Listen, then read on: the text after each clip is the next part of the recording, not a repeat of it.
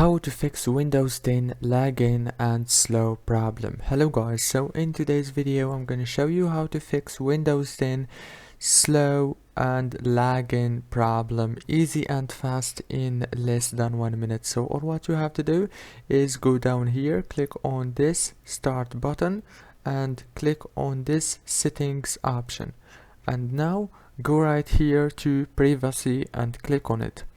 And now all what you have to do is go right here to location and disable it like this, and then go to camera and disable it like this too, and then go to microphone and disable it, and then go to all of these settings and disable all these. And after you disable them, your Windows is gonna be more fast than it was, trust me guys. So I hope you try it, and leave a comment below and leave a like and subscribe to the channel. And thank you so much for watching this video until the very end. See you later, and thank you so much.